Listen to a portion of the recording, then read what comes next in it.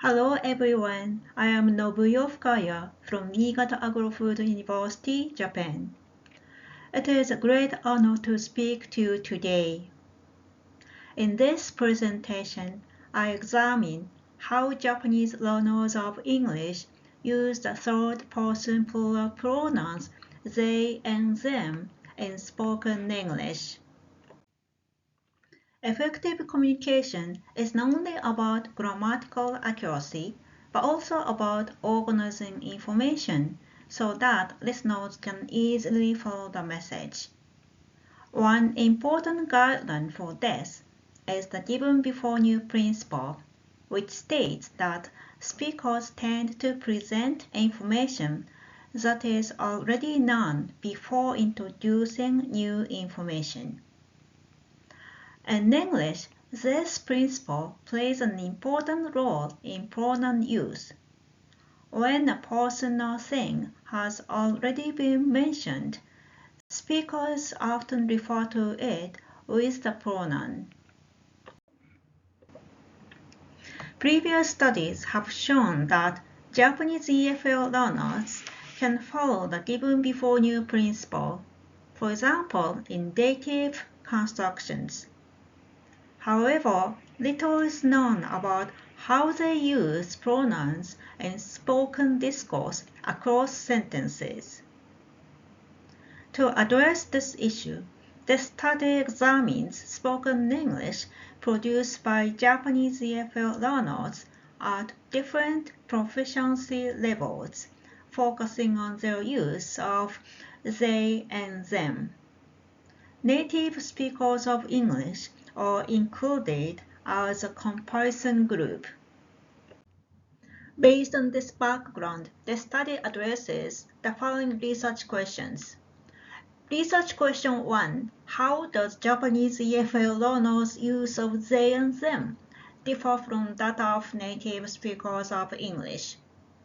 Research question 2. How does proficiency level affect Japanese learners' use of these pronouns in spoken discourse? Now I'll move on to the materials and methods of this study. The data for this study come from the ECNEL corpus developed by Ishikawa. ECNEL is a large-scale learner corpus that includes spoken English produced by EFL learners as well as native speakers. In this presentation, I focus on a comparison between Japanese EFL learners and native speakers of English. The Japanese learner group covers proficiency levels from CEFAL A2 to B2. As a comparison group, native English-speaking university students are included. The data analyzed consists of spoken monologues elicited through two opinion-based tasks. In one task, participants expressed their own opinions on whether college students should have part-time jobs or not. In the other task, they expressed their views on whether smoking should be banned in restaurants or not. The analysis focuses on the third-person plural pronouns they and them. Other pronouns, such as he and she, were excluded because their frequency was extremely low in the data. Two types of analysis were conducted. First, I examined the frequency of they and them across proficiency levels, comparing Japanese learners with native speakers. Second, I analyzed how these pronouns were used in discourse, focusing on how the same referents were tracked across multiple sentences. By combining frequency-based analysis with discourse-level analysis, this study aims to capture not only how often learners use pronouns, but also how they manage reference in extended spoken discourse. Now I'll move on to the results of this study. All frequencies reported here are normalized per million words. In this section, I compare Japanese EFL learners with native speakers of English, focusing on the use of the third-person plural pronouns they and them. Let's start with overall patterns. Japanese learners use they more often than native speakers at lower proficiency levels.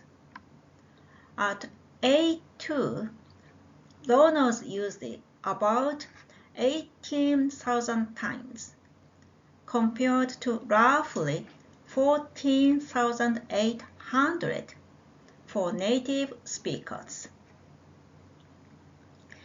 The frequency gradually decreased as proficiency increased. Around 14,900 at B1 and 11,400 at B2. The pattern for them shows the opposite tendency. Japanese learners consistently use them less often than native speakers.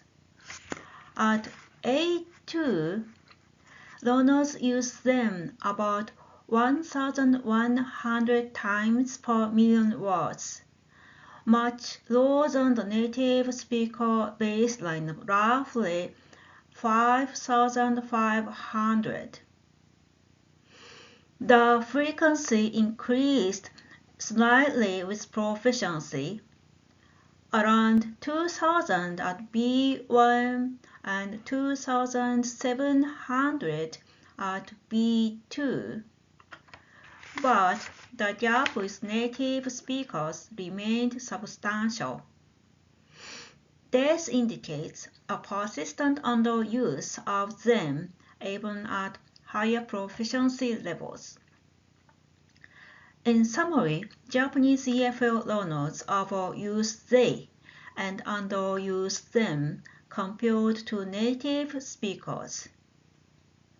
While the use of they becomes more native-like with increasing proficiency, the underuse of them remains stable across levels. Now I'll move on to the discourse level analysis of the plural pronouns they and them. So far, we have seen that Japanese EFL learners overuse they and underuse them compared to native speakers. Here, I examine whether these differences are caused by repeated reference to the same referent across discourse. Let's first look at they. Among native speakers, they occurs most frequently at first mention, and then gradually decreases across later mentions, reflecting efficient discourse cohesion. In contrast, lower proficiency learners show repeated use of they across many later positions. At A2 level, the same referent is often tracked through long chains of repeated they, which leads to overall overuse of the pronoun. With increasing proficiency, this pattern changes. By the B2 level, learners show a sharp decline after the first mention, closely resembling native speaker usage. In short, the overuse of they at lower levels results from repeated tracking of the same referent, and this tendency decreases with proficiency. Now let's turn to them. Among native speakers, them is used both at first mention and repeatedly across later mentions, forming longer referential chains. In contrast, Japanese learners strongly concentrate them at first mentions, with very limited reuse in later discourse across all proficiency levels. Even at higher levels, learners rarely extend them across longer chains, indicating reliance on local reference rather than sustained discourse tracking. Importantly, unlike they, learners show very little change in this pattern as their proficiency increases. In this final section, I discussed the pedagogical implications of the findings, focusing on how the object pronoun them is presented in textbooks. The corpus-based study showed that Japanese EFL learners use them much less frequently than native speakers, and rarely reuse it beyond the first mention, even at higher proficiency levels. This suggests difficulty in using them to maintain reference across discourse. To explore a possible instructional source of this difficulty, I examined 5 English textbooks used in grade 7 of Japanese junior high schools. Among the 5 textbooks, 3 include examples of them referring to things, and 1 includes examples referring to people.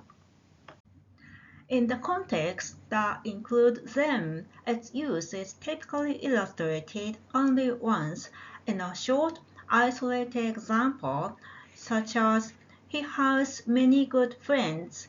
He often helps them."